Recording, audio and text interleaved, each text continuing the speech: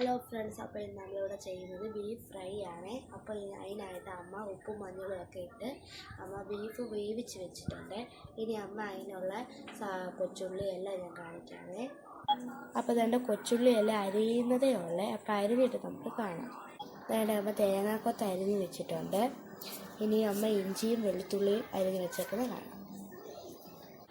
രണ്ട് ഇഞ്ചിയും വെളുത്തുള്ളിയാണ്, അതും അരിഞ്ഞ് വെച്ചിട്ടുണ്ട്. ഇനി അമ്മ ഇതെല്ലാം എല്ലാം കഴിഞ്ഞിട്ട് നമുക്ക് കാണാം. അപ്പോൾ അമ്മ കൊച്ചുള്ളി അരിഞ്ഞ് വെച്ചിട്ടുണ്ട്. ഇനി അമ്മ ഒരു ഉരുളി എടുത്തിട്ടുണ്ട്. അപ്പോൾ അത് നമുക്ക് കാണാം.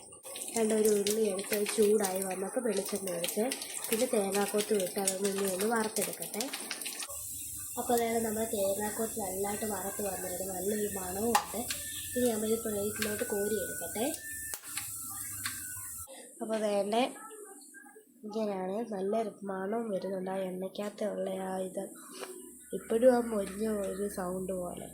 ഇനി അമ്മച്ചി ബാക്കി ചെയ്ത് വെക്കുന്നത് കാണാം.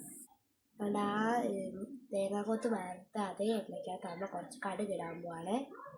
അപ്പോൾ നമ്മൾ കടുക് പൊട്ടി ഇങ്ങനെ വരുന്നുണ്ട്. ഇനി അമ്മ അരിഞ്ഞ് വെച്ചേക്കുന്ന ഇഞ്ചി ഇടുകയാണ്. ഇഞ്ചി അരിഞ്ഞ് അതൊന്ന് മിക്സ് ആക്കട്ടെ. ഇനി വെളുത്തുള്ളി ഇടാൻ പോവാണ് അരിഞ്ഞത്.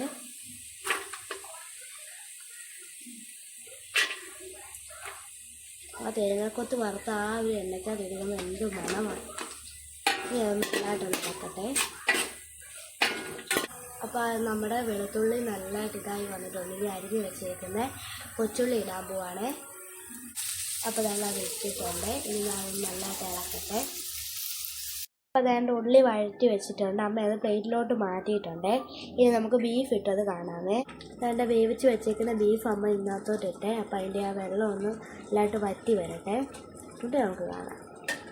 അപ്പോൾ നമ്മുടെ ബീഫ് ഫ്രൈ ഇവിടെ റെഡിയായേ. ഇപ്പം അമ്മ വറുത്ത് വെച്ച തേങ്ങാക്കൊത്തും വഴറ്റി വെച്ച കൊച്ചുള്ളി എല്ലാം ഇട്ട് നല്ല ഇതാക്കി റെഡിയാക്കി വെച്ചിട്ടുണ്ട്. ഇനി നമുക്കിത് നല്ലതായിട്ട് റെഡിയായിട്ട് നമുക്ക് കാണാമേ. അപ്പോൾ നമ്മുടെ ബീഫ് ഫ്രൈ ഇവിടെ റെഡി ആയിട്ടുണ്ട്. ഇത് ഇഷ്ടപ്പെടുന്നത് ലൈക്ക് ചെയ്യണം, സബ്സ്ക്രൈബ് ചെയ്യണം. എൻ്റെ നിങ്ങൾക്ക് ഇതുപോലെ ട്രൈ ചെയ്ത് നോക്കണം. എന്നിട്ട് നിങ്ങളുടെ അഭിപ്രായം പറയണേ. അപ്പോൾ ബൈ.